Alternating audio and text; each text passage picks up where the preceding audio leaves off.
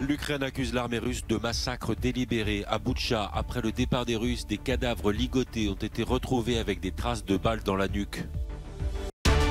Une série de frappes russes a partiellement détruit une raffinerie d'Odessa. C'est la première fois qu'Odessa Intramuros est touchée depuis le 21 mars dernier. Triple scrutin ce dimanche en Serbie. Un vote pour le président, pour le Parlement et pour quelques municipalités. Les sondages placent le parti conservateur d'Alexander Vučić en favori. Le Premier ministre pakistanais a sauvé sa place de justesse ce dimanche après avoir échappé à une motion de censure déposée par l'opposition.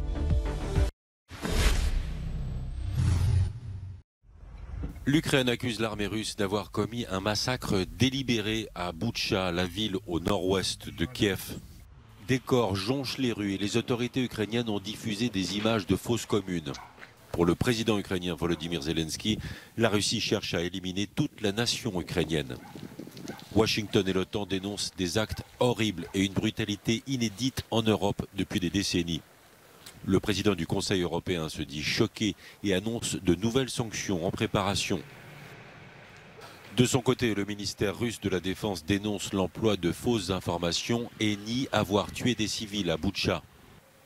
Selon le porte-parole de la présidence ukrainienne Sergueï Nikiforov, des cadavres ont été enterrés avec les mains et les jambes ligotées et des traces d'impact de balles à l'arrière de la tête. L'Ukraine dit également avoir retrouvé après le départ des Russes de la région de Kiev le corps sans vie de la mère de Motijine, Olga Sourienko, ainsi que celui de son mari. Les soldats russes l'avaient enlevé le 23 mars dernier. La vice-première ministre ukrainienne Irina Vereshchuk s'inquiète pour les autres élus détenus par les Russes. Aujourd'hui, 11 responsables des communautés de Kiev, Kherson, Kharkiv, Zaporijia, Mykolaiv et Donetsk sont prisonniers. L'organisation de défense des droits humains Human Rights Watch dénonce pour sa part des exactions de l'armée russe assimilables à des crimes de guerre dans les régions de Tchernihiv, Kharkiv et Kiev. L'ONG dit avoir documenté plusieurs cas de violation des droits de la guerre, tels que viols, exécutions sommaires ou pillages. Une attaque de roquettes a partiellement détruit une raffinerie d'Odessa. Le ministère russe de la Défense confirme des tirs de missiles maritimes et terrestres. Les Russes expliquent que le site fournissait du carburant aux forces ukrainiennes en direction de Mykolaiv. Mykolaiv est la dernière grande ville plus à l'est qui bloque l'avancée des soldats russes vers Odessa. C'est la première fois que la ville d'Odessa Intramuros est bombardée depuis le 21 mars dernier.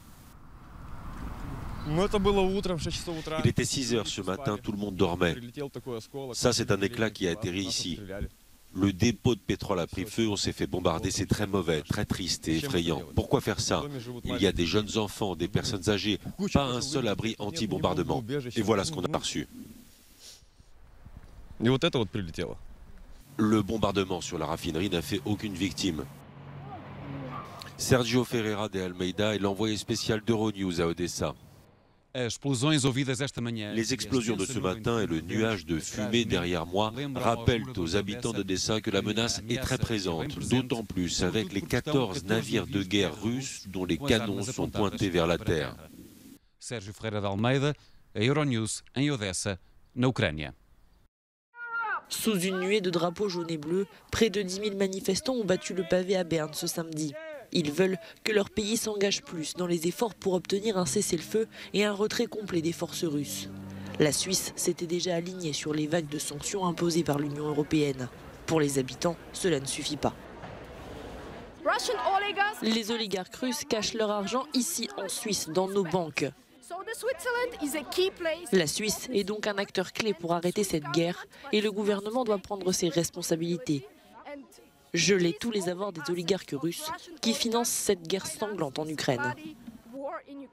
On est là pour montrer qu'on n'oublie pas que même ici, loin du conflit, on a notre rôle à jouer et je pense que c'est important de le montrer. Autre mobilisation à Budapest. Des mères réfugiées ukrainiennes et leurs enfants ont manifesté ce samedi à la veille des élections nationales en Hongrie.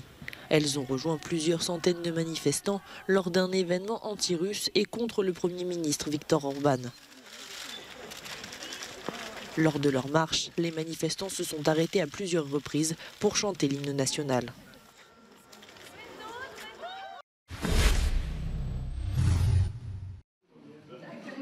Jour de vote en Serbie. Quelques 6,5 millions d'électeurs choisissent le président, un nouveau parlement et des autorités locales dans la capitale et dans plus d'une douzaine d'autres villes. Le président sortant, Aleksandar Vučić, affiche la sérénité. Les sondages le placent en favori. Nous nous attendons à une énorme victoire. Nous y avons travaillé ces 4-5 dernières années. Nous croyons que nous allons continuer et y mettre tous nos efforts, bien sûr, pour contribuer au développement de ce pays. Le leader du parti progressiste serbe est pressenti pour un autre mandat de 5 ans. Sa formation politique devrait à nouveau dominer le Parlement et ses 250 membres. Mais selon les analystes, l'opposition a tout de même une chance de l'emporter à Belgrade. De quoi porter un sérieux coup au pouvoir incontesté des populistes en Serbie depuis une décennie. Le Premier ministre pakistanais a sauvé sa place de justesse ce dimanche, du moins temporairement. Imran Khan est parvenu à obtenir la dissolution du Parlement et la convocation d'élections législatives anticipées d'ici juillet, après avoir échappé à une motion de censure déposée par l'opposition. Sans majorité parlementaire depuis quelques jours, Imran Khan aurait normalement dû être balayé par cette motion de censure examinée ce dimanche.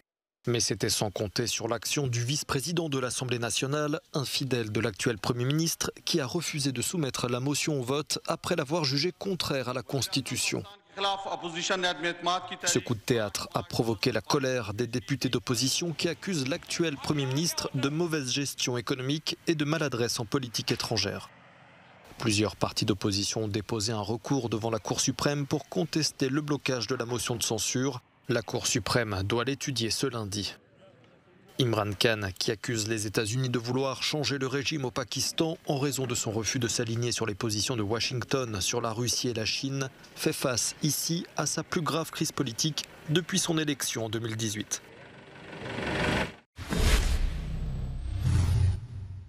Au Sri Lanka, un face-à-face tendu entre l'armée et des habitants ce dimanche, dans une capitale vidée par l'état d'urgence et le couvre-feu. Coupure d'électricité, pénurie de biens essentiels, le pays vit une crise économique inédite et le pouvoir empêche les manifestations. Jeudi, la résidence du président Gotabaya Rajapaksa a été prise d'assaut. De nouvelles manifestations sont annoncées lundi. Les cas de Covid-19 augmentent à Shanghai. Les autorités annoncent 438 cas confirmés ces dernières 24 heures. Des chiffres qui restent faibles par rapport à la situation dans d'autres pays, mais c'est la hausse la plus importante en Chine depuis la découverte du virus. Des millions d'habitants de Shanghai sont enfermés chez eux. Certains font part de leur exaspération par rapport à des mesures jugées trop strictes.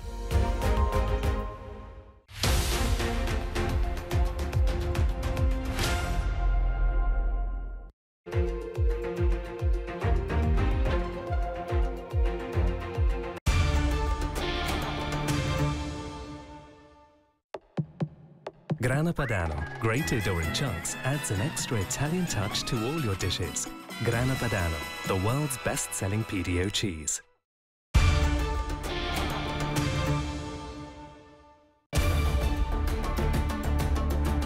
Regardez Euronews en direct à tout moment sur nos applications mobiles et sur euronews.com. Things are calm for now. The mood is sterner than ever. I want the war to stop. I want to go home. Speaker is urging people to go and seek shelter underground.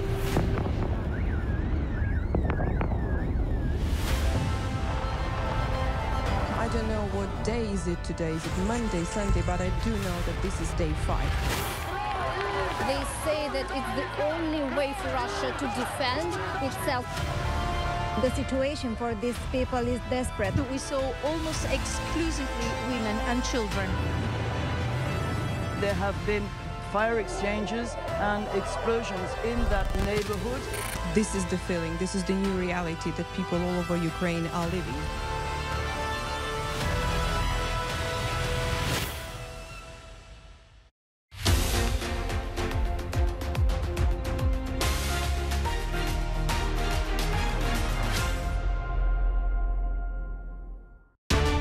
L'Ukraine accuse l'armée russe de massacres délibérés à Boutcha. Après le départ des Russes, des cadavres ligotés ont été retrouvés avec des traces de balles dans la nuque.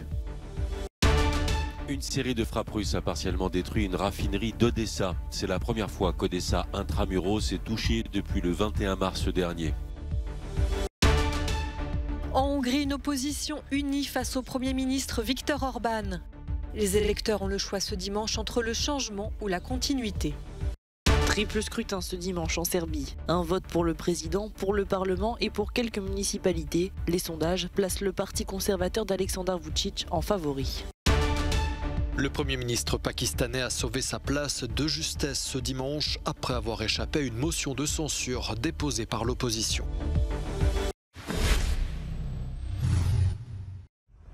L'Ukraine accuse l'armée russe d'avoir commis un massacre délibéré à Boutcha, la ville au nord-ouest de Kiev. Des corps jonchent les rues et les autorités ukrainiennes ont diffusé des images de fosses communes. Pour le président ukrainien Volodymyr Zelensky, la Russie cherche à éliminer toute la nation ukrainienne. Washington et l'OTAN dénoncent des actes horribles et une brutalité inédite en Europe depuis des décennies. Le président du Conseil européen se dit choqué et annonce de nouvelles sanctions en préparation. De son côté, le ministère russe de la Défense dénonce l'emploi de fausses informations et nie avoir tué des civils à Boutcha. Selon le porte-parole de la présidence ukrainienne Sergueï Nikiforov, des cadavres ont été enterrés avec les mains et les jambes ligotées et des traces d'impact de balles à l'arrière de la tête.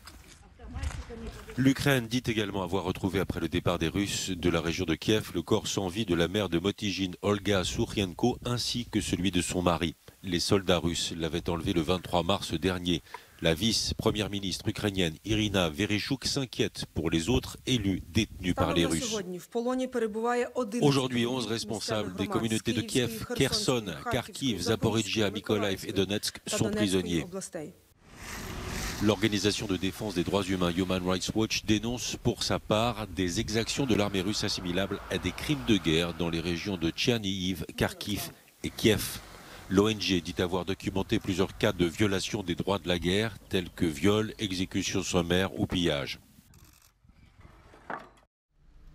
Une attaque de roquettes a partiellement détruit une raffinerie d'Odessa. Le ministère russe de la Défense confirme des tirs de missiles maritimes et terrestres. Les Russes expliquent que le site fournissait du carburant aux forces ukrainiennes en direction de Mykolaiv. Mykolaiv est la dernière grande ville plus à l'est qui bloque l'avancée des soldats russes vers Odessa. C'est la première fois que la ville d'Odessa intramuros est bombardée depuis le 21 mars dernier. Il était 6 heures ce matin, tout le monde dormait. Ça, c'est un éclat qui a atterri ici.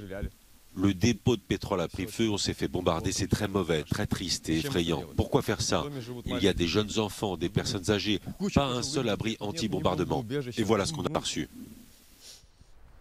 Le bombardement sur la raffinerie n'a fait aucune victime. Sergio Ferreira de Almeida est l'envoyé spécial d'Euronews à Odessa. Les explosions de ce matin et le nuage de fumée derrière moi rappellent aux habitants d'Odessa que la menace est très présente, d'autant plus avec les 14 navires de guerre russes dont les canons sont pointés vers la terre. Sergio Ferreira de Almeida, Euronews em Odessa, na Ucrânia.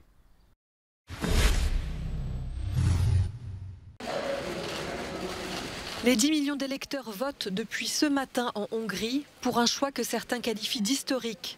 Donner un 4e mandat à Viktor Orban, le Premier ministre au pouvoir depuis 12 ans, ou élire l'opposition, unie pour la première fois. La guerre en Ukraine a bouleversé la campagne depuis le 24 février. Les candidats ont dû prendre position. À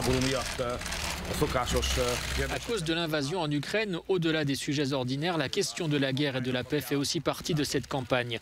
Notre position est claire, nous sommes du côté de la paix et de la sécurité. Nous considérons nos adversaires comme dangereux. Nous demandons à tout le monde de voter pour ces partis qui sont capables de garantir la paix et la sécurité. Le leader de la coalition d'opposition, le conservateur Péter Markizai, veut ancrer son pays à l'ouest, dans l'OTAN et les institutions européennes. Les sondages donnent une légère avance à son rival, mais les indécis pourraient faire basculer le scrutin en sa faveur. il serait un demi-million.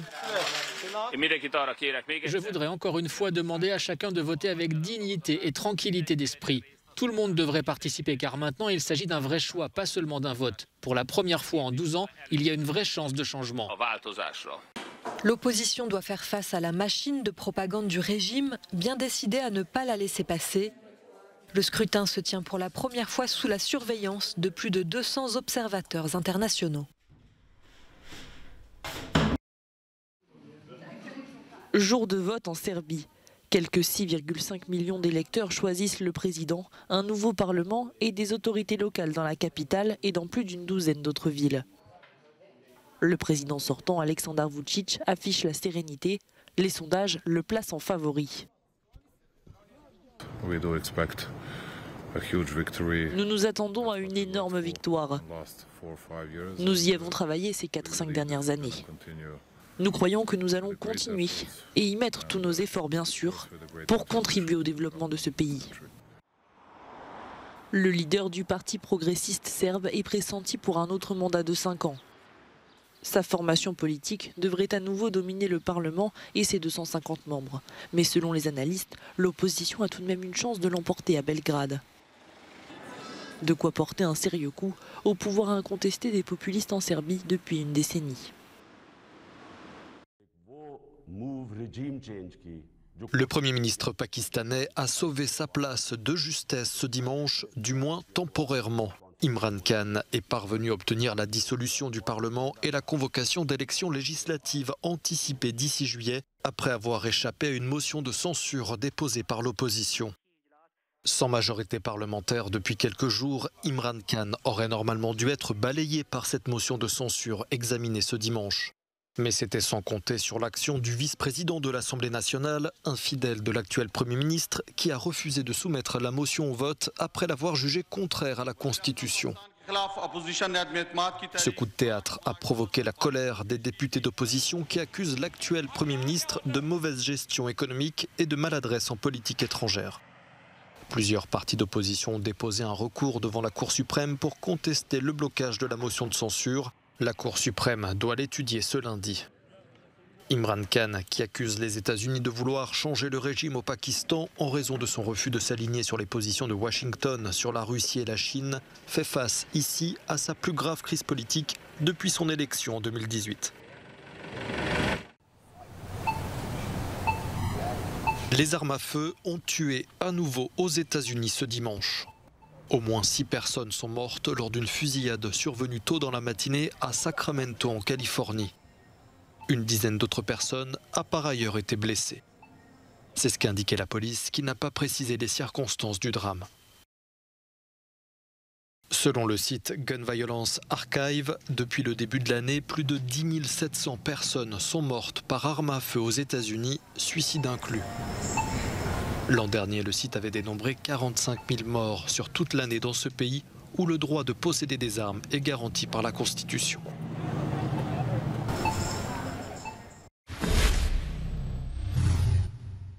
Au Sri Lanka, un face-à-face tendu entre l'armée et des habitants ce dimanche, dans une capitale vidée par l'état d'urgence et le couvre-feu.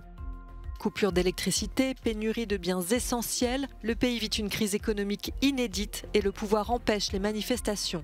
Jeudi, la résidence du président Gotabaya Rajapaksa a été prise d'assaut. De nouvelles manifestations sont annoncées lundi.